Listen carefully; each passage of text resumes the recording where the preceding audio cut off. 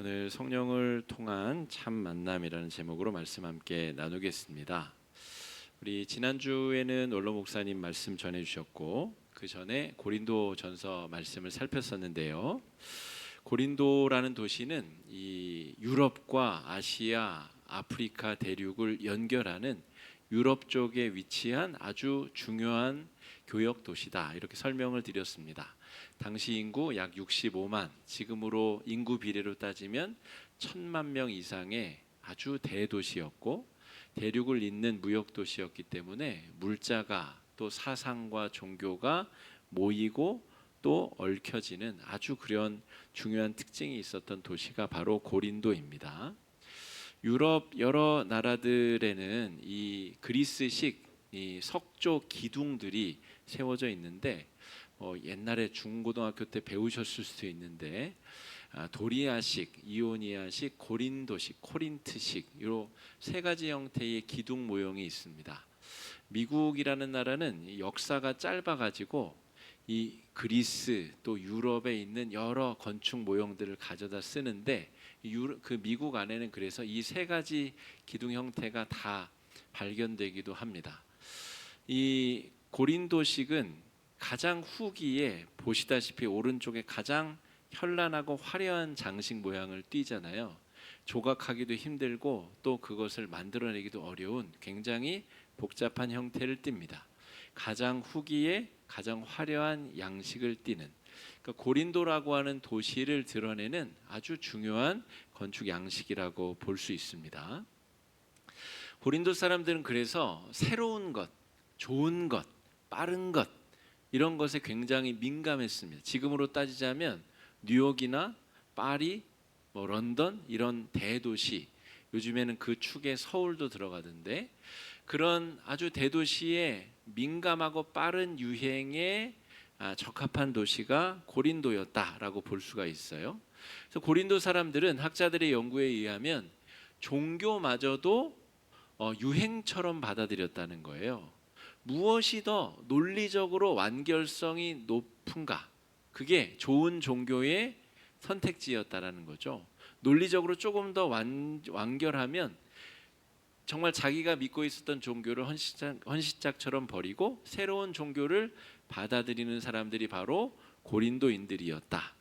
최신 철학이나 논리적 사조처럼 종교마저도 그렇게 소비하는 사람들이 고린도 사람들이었다, 이렇게 성경학자들은 연구하고 있습니다. 그리고 그것을 어떻게 잘 설득할 것인가? 고대 그리스는 수사학이라고 하는, 범죄를 수사한다는 말이 아니고 설명하고 설득하는 언어의 기술이 수사학이라는 학문의 영역이 있는데, 수사학이 발달하여서 논리적으로 완결한 그 종교를 어떻게 현란한 언어로, 아름다운 웅변체의 언어로 잘 설득하고 설명할 수 있는가, 이것이 고린도 사람들이 생각하는 종교의 정의였다라고 하는 것이죠. 그래서 고린도전서 2장에서는 바울이 내가 고린도 땅에 어떤 마음으로 복음을 전하였는지 그 각오를 적고 있습니다. 지금은 이미 고린도에 교회를 세우고 나서 한 바퀴 삥 돌아서 다시 3차 여행으로 에베소에서 이 편지를 쓰고 있거든요. 과거를 회상하면서 내가 어떤 마음으로 고린도 땅에 복음을 전하였는지 그 자신의 과거의 마음다짐을 고린도전서 2장에 지금 적고 있는 내용을 우리가 살펴보고 있다는 것이죠. 자, 1절과 2절 말씀, 어떤 마음으로 그런 복음을 전했다는 말인가 한번 읽어보겠습니다. 시작. 형제들아, 내가 너희에게 나아가 하나님의 증거를 전할 때에 말과 지혜의 아름다운 것으로 아니하였나니, 내가 너희 중에서 예수 그리스도와 그가 십자가에 못 박히신 것 외에는 아무것도 알지 아니하기로 작정하였음이라. 제가 앞쪽에 이 고린도식 건물까지 예를 들면서 말씀을 드렸죠. 고린도 사람들은 새로운 것 좋아한다니까요. 논리적으로 딱딱딱 맞아떨어지는 완성도 높은 논리를, 종교를 아주 현학적이고 아주 미려한 언어로 아주 아름다운 웅변체로 잘 설명해 줘야 넘어갈까 말까 한데, 바울이 지금 뭐라 그랬다고요? 하나님의 증거를 전할 때 말과 지혜의 아름다운 것으로 아니하기로 작정하였다는 거예요. 그리고 예수 그리스도가 십자가에 못 박히신 것, 근데 이것 자체가 고린도 사람들이 싫어할 것들로 가득 차 있습니다. 천지를 창조한 신이 얼마나 어리석고 미련하고 바보 같으면 자신이 창조한 피조물을 구하기 위해서 그 피조물이 된다는 말인가? 그리고 그 피조물을 위해서 자신의 목숨을 내놓는 이 바보 멍청이 같은 신을 우리에게 믿으라는 말인가? 이 지금 결심대로라면 고린도 땅에는 복음이 전해질 일이 만무합니다. 상식적으로는 복음이 전해질 여지가 전혀 없는 상태가 바울의 마음가짐이었다라고 볼 수가 있습니다. 바울은 의외로 굉장히 잘 배우고 아주 있는 집안의 자식이었습니다. 유대인으로서 이방 땅 길리기아 다소에서 태어났었고, 다시 예루살렘으로 유학 와서 가말리엘이라고 하는 당대 최고의 석학에게 사사를 받은 사람입니다. 이방 땅에서 태어났으니까 이방의 문화와 그리스 로마의 문화와 철학과 수사학과 여러 학문들을 다 익히고 있고, 게다가 유대인 바리새인 중에 바리새인이었습니다. 로마의 시민권도 가지고 있었고 보통 사람이 아니었습니다. 그러니까 고린도인들이 원하는 것을 그들이 원하는 방법으로 충분히 전달할 수 있는 사람이 바울이었는데, 고린도 땅에 도착하자마자 그 땅의 도시의 공기를 읽고 그 사람들의 마음가짐을 알아차린 이후에 더 이상 고린도인들의 방법으로 복음을 전하지 않겠다라고 결정하였다라는 것이죠. 자, 사도행전 22장 3절 말씀 읽어보겠습니다. 시작. 나는 유대인으로 길리기아 다소에서 났고 이 성에서 자라 가말리엘의 문화에서 우리 조상들의 율법에 엄한 교육을 받았고 오늘 너희 모든 사람처럼 하나님께 대하여 열심히 있는 자라. 자신의 출신 배경과 유대인으로서의 배움을 받은 것, 그리고 고린도 땅에서도 얼마든지 논리적으로 또 이 자기가 하고 싶은 주장을 잘 펼칠 수 있다라는 내용이 기록되어져 있습니다. 누적된 많은 지식과 그리고 화려한 설명법으로 누구보다도 복음을 잘 설명할 수 있었던 바울이 정반대의 방법으로 복음을 전하겠다라고 결정한 이유는 무엇일까? 우리가 그것을 잘 생각해 봐야 됩니다. 현대 우리 교회들이 비난받고 있는 부분들이 있습니다. 본질과 알맹이는 사라져 버리고 편리함과 쾌적함은 더 증가했다는 거죠. 제가 미국에 9월에 안식월을 갔을 때에 미국의 대형 교회, 초대형 교회, 초대형 교회를 일부러 한번 가본 적이 있습니다. 미국 교회인데요.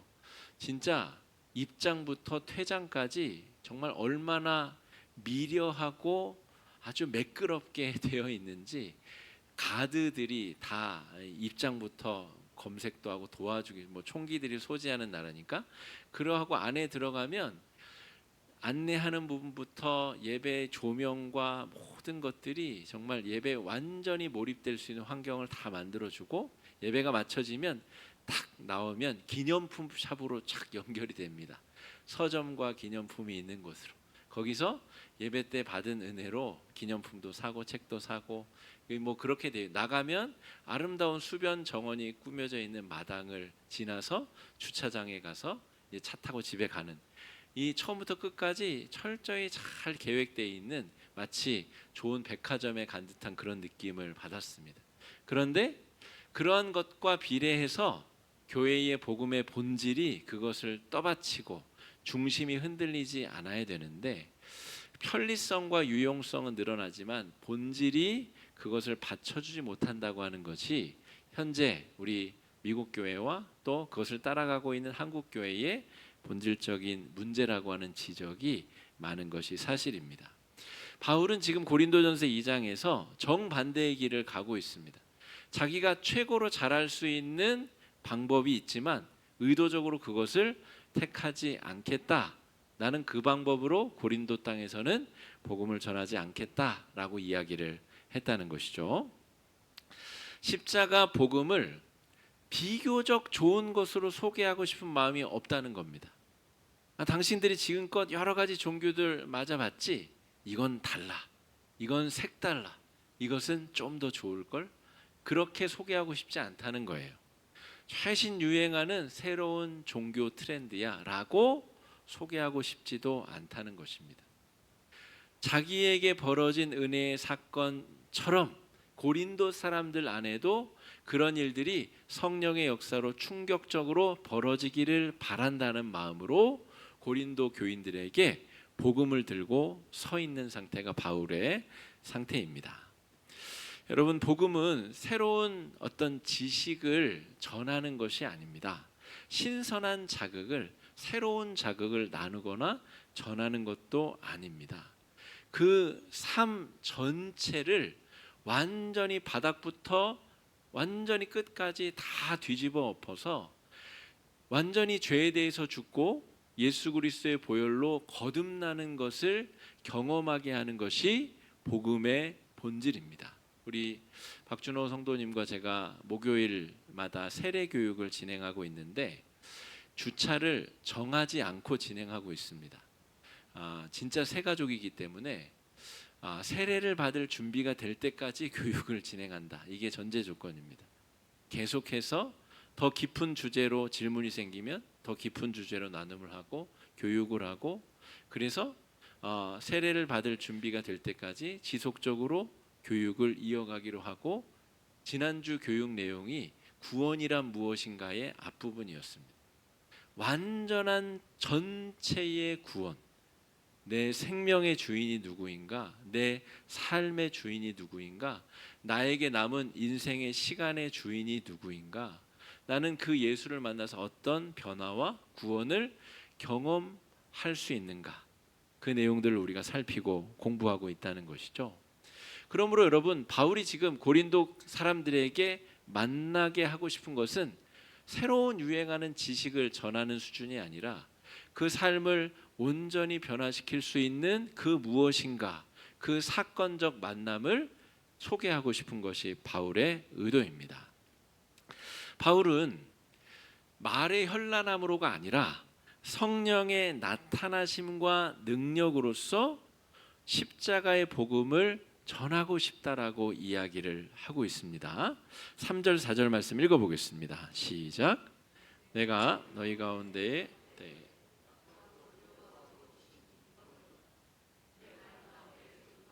설득력 있는 지혜의 말로 하지 아니하고 다만 성령의 나타나심과 능력으로 하여. 자, 그렇게 다재다능하고 박식한 바울도 지금 약하고 두려워하고 심히 떨고 있다라고 이야기합니다. 나는 약하지만 내가 기대하는 바는 전능하신 하나님의 영, 성령께서 너와 나 사이에 일하시고 너로 하여금 마음이 변화되고 뜨거워지고 그 전 존재가 거듭나고 새로워지는 은혜를 성령께서 이루어내실 것이라고 하는 믿음으로 복음을 들고 고린도 사람들 앞에 섰다라는 이야기입니다. 여러분, 바울 자신이 복음으로 말미암아 논리적인 설명으로 복음을 듣게 된 사람이 아닙니다. 바울은 우리가 사도행전 9장, 22장, 26장에 바울의 회심 사건에 대한 기록이 나와 있습니다. 본래는 아주 이 골수 바리새인이었기 때문에 예수쟁이들을 잡아서 죽이거나 감옥에 넣었던 그런 선동가였습니다.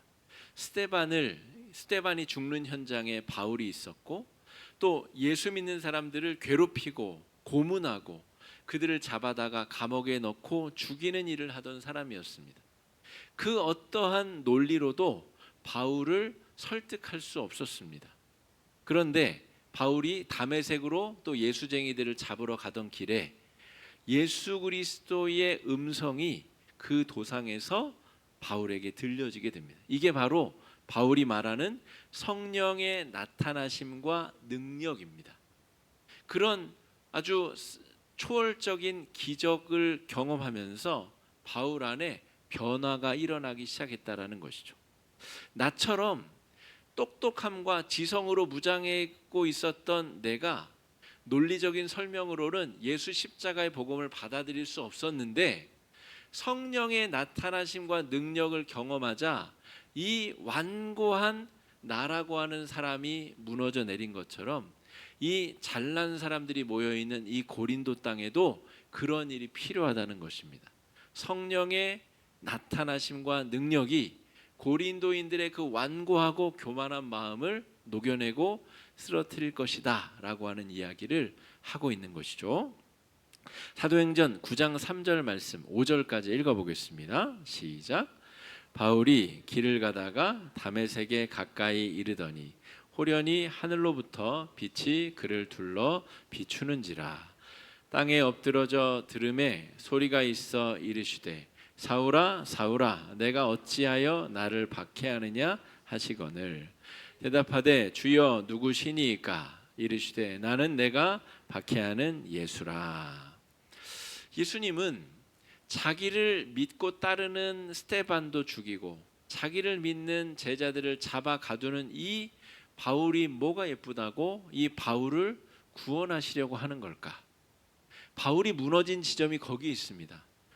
예수님 입장에서 나처럼 악한 이가 없는데 나를 괴롭히고 죽이고 나를 못살게 굴어도 지금 이 예수님의 직성이 풀리지 않을 판에 나 같은 사람도 구원해 주시기 위해서 직접 나를 만나 주셨다고, 이 성령의 역사에 바울의 그 완고하고 교만한 마음이 다 무너져 내렸다라고 하는 겁니다. 이집트 성지 순례를 다녀왔는데 거의 선교 여행과 비슷한 그런 종류의 여행이었습니다. 저도 우리 선교 여행과 관광으로 여러 나라들을 방문했었는데 이집트는 좀 독특했었던 것 같아요. 권위주의 그런 국가이고 경찰들이 곳곳에 배치되어져 있고 특별히 외국인 관광객들을 아주 깊이 있게 관찰하고 또 경계하고 감시하는 그런 나라였던 것으로 제 기억에는 남아 있습니다. 그런데 그런 나라에서 복음을 전하시는 선교사님들, 저 같으면 기분 나빠서 못할 것 같아요.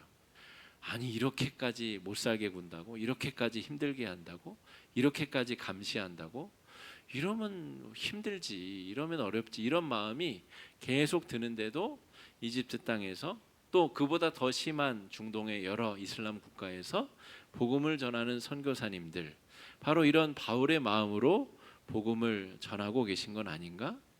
또 그곳에서 만난 선교사님, 성함을 밝힐 수 없습니다. 아주 감시국가라고 말씀드렸잖아요. 성함을 공개할 수 없을 정도로 그런 감시가 심한 나라인데 그곳에서 만난 선교사님이 자기가 개종시킨 사람들의 이야기를 몇 구절 들려주었습니다. 가족도 만날 수 없고 가족으로부터 살해 위협을 받으면서도 도망자의 삶을 살면서도 이 개신교도 변화된 예수의 사람으로 살아가는 여러 형제자매 이야기들을 들려주었습니다. 그들에게 그런 변화를, 완전한 삶의 온전한 변화를 이끌어낸 원동력이 무엇인가? 그저 책 몇 자락 읽고 논리적으로 설명을 듣고 그들의 삶이 그렇게 온전히 변화되었을까? 그렇지 않은 것 같습니다. 성령의 나타나심과 능력을 직접 경험하고 은혜를 체험해야만 그런 일들이 가능하다는 것을 바울이 이야기하고 있고, 우리 선교팀은, 우리 성지답사팀은 이집트에서 그런 만남과 은혜를 경험하고 왔습니다. 여러분, 올해 우리 교회의 주제가 참 만남의 공동체인데요, 바울은 지금 성령을 통한 예수 그리스도와의 아주 놀라운 만남을 이야기하고 있습니다. 논리적인 지식으로 만나는 예수가 아니라 성령의 역사로 말미암아 그 예수 그리스도의 십자가의 사건이 오늘 내 안에 그대로 재현이 되고 나 때문에 예수님이 십자가에 달려 돌아가셨다는 사실이 믿어지고 경험되어지고 짜릿짜릿하게 느껴지는 일이 성령의 역사로 지금 우리에게 벌어지게 된다는 것이죠. 그래야만 우리 삶에 참다운 의미 있는 변화가 이루어진다는 이야기입니다. 오늘과 다음 주일 우리는 목장 모임으로 모이게 되는데요. 여러분, 우리가 한가해서 이렇게 성도들끼리 모이나요? 시간이 남아 돌아서 할 일이 없어서. 아닙니다. 정말 촌각을 다투어서 사업하시는 분들, 일하시는 분들, 이 쉬는 날 이 미처 하지 못한 메꿔야 될 일, 해야 될 일들 차고 넘치는 분들이 바쁜 시간 쪼개서 목장으로 모입니다. 주일에 선포되는 이 말씀 한 자락을 생명줄처럼 붙잡고 그것을 가지고 내가 받은 은혜를 나누고 또 그것을 소통하면서 저 사람에게 일하신 성령의 역사를 내가 경험하고 내가 경험한 성령의 역사가 그에게 전달되어서 함께 그 안에서 아름다운 성령의 놀라운 오케스트라와 같은 은혜의 향연을 우리가 경험하는 것이 목장 모임으로 모이는 이유와 목적입니다. 오늘 바울이 이야기하는 것은 자신의 능력을 과시함도 아니고 오히려 나는 두렵고 떨린다라고 이야기를 하죠. 이 잘난 사람들 앞에 어떻게 복음을 전할 것인가?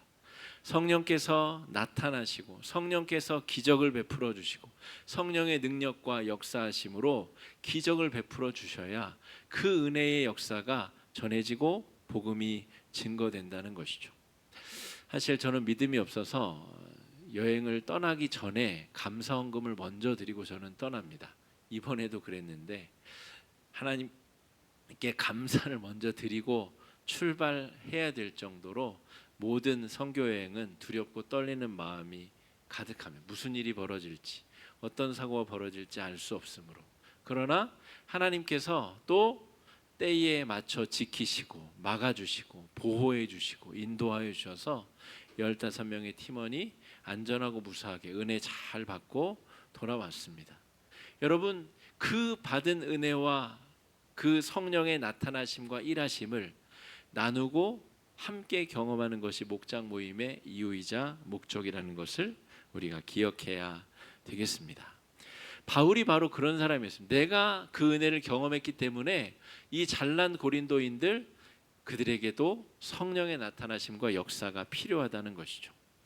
1세기의 이 고린도 사람들처럼 현대인들 역시도 자아 전능감에 휩싸여 있는 경우가 참으로 많습니다. AI가 몇 년 안 됐는데 초창기에 나온 챗 GPT라고 하는 모델은 이제는 구식이 돼버려. 벌써 더 이상 챗 GPT를 최신이라고 말하는 사람 별로 없습니다. 그거 돈 내고 구독하시는 분들도 후회하시는 분들도 많아요. 당장 새로운 AI가 나오고 지금 최신 모델은 수만 가지의 자료를 입력시키면 동영상 링크를 입력시키면 내가 당장 써먹을 보고서를 PPT 10장에 탁 만들어주는 AI, 그게 최근에 각광받고 있는 모델이라고 저도 전해 들었습니다.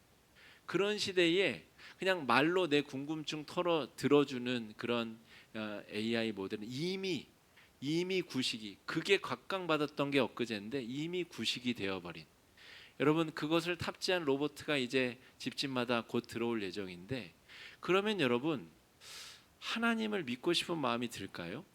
모든 것이 다 알아질 것 같은 그런 지식의 무한성이 열리고 내가 노력하지 않아도 로봇가 다 집안일도 해주고 빨래도 해주고 빨래도 개주고 그런 시대가 곧 올 텐데, 내 유한성을 그것들이 메꿔줄 예정인데, 여러분 1세기의 고린도 사람들, 그 잘난 사람들처럼 우리도 똑같은 그런 죄악의 유혹에 그 덫에 빠져들 가능성이 놀라운 시대를 우리가 살고 있습니다.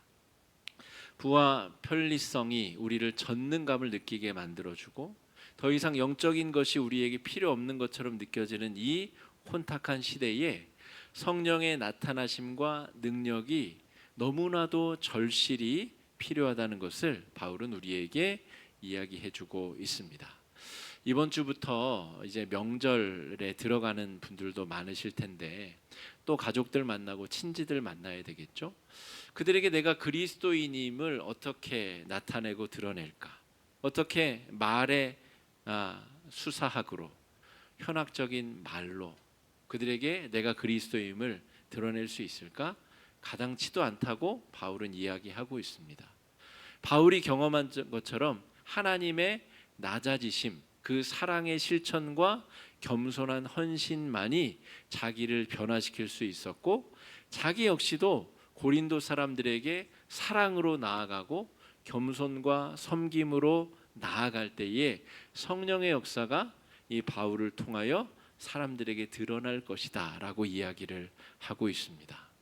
여러분, 이 사랑의 실천, 겸손과 섬김의 사랑의 실천이 바로 성령이 나타나시는 그 과정에 있는 길이고 성령께서 일하시는 방법입니다. 사랑으로 낮은 곳에 임하신 예수님과 그의 영, 성령과의 참 만남이 우리로 하여금 살아있고 성장하게 만드는 신앙의 길로 우리를 초대한다는 것을 우리가 기억해야 됩니다. 관계는 끊임없이 성장하게 되어 있습니다. 여러분, 부모 자식 간의 관계를 논리적으로 여러분 설명할 수 있습니까? 내가 너를 10달 배 아파서 낳았고 너에게 3억 6,200만 원을 쏟아서 너를 교육하고 먹였고 그러므로 너는 나에게 잘해야 돼. 너 나에게 효도해야 돼. 여러분, 이런 논리적인 설명으로는 절대로 이 부모 자식 간의 관계를 만들어낼 수 없습니다. 그것은 설명하지 않아도 그냥 시간이 만들어내는 그 힘이, 그 과정에 자기가 경험한 부모로부터 무조건적으로 받은 사랑과 은혜가 그냥 켜켜이 쌓여서 관계를 형성하는 것이죠. 바울이 지금 고린도 교인들이 경험하기 원하는 것도 똑같은 것입니다. 하나님의 사랑을 말로 설명해봤자 금방 다 까먹어버리고 또 다른 새로운 것이 나타나면 그것으로 건너갈 바에는 그것이 아니라 성령의 나타나심과 능력이 경험되어지고 그 경험이 쌓여서 너의 삶이 아름다운 사랑의 고백으로 하나님 앞에 드려질 수 있기를, 그런 고백이 바울이 고린도인들을 향한 믿음의 고백인 것이죠. 여러분, 사랑과 섬김으로 하나님께서 우리에게 오셨고 십자가를 지시고 우리를 위해 생명을 내어주셨습니다. 그리고 우리도 그 누군가의 사랑과 섬김으로 예수를 믿게 되었고 이 은혜의 자리에 앉아있게 되었습니다. 우리도 이제 누군가를 위해서 사랑의 마음으로 섬김의 자세로 나아가고 낮아지고 섬길 수 있어야 그 성령의 나타나심의 능력이 누군가에게 전해질 줄로 믿습니다. 오늘 찬양팀, 성가대, 또 우리 아크에서 봉사하는 봉사자들, 또 우리 교사들, 온갖 우리 교회 안에서 아주 굳은 일, 험한 일을 감당하는 모든 성도님들이 그런 마음으로 사랑을 실천하고 섬기고 계신 줄로 믿습니다. 그 섬김이 낯선 이들에게 복음을 전할 수 있는 귀한 통로와 도구가 될 줄로 믿습니다. 그런 은혜를 경험하는 은혜의 한 주가 되시기를 주의 이름으로 축복합니다. 이 시간에 말씀 의지해서 함께 기도하시겠습니다. 기도하실 때 주님, 내가 경험한 그 은혜와 놀라운 성령의 역사를 이 세상 사람들, 이 각박한 현대인들도 함께 경험하게 해주시옵소서. 내 가족들, 내 친구들, 내 친지들, 내가 사랑하는 그 사람들, 내가 경험한 이 십자가의 은혜 그들도 경험하고 삶이 변화되고 온전해지는 놀라운 은혜가 있게 해달라고 이 시간에 함께 마음을 합쳐 기도하며 나아가겠습니다.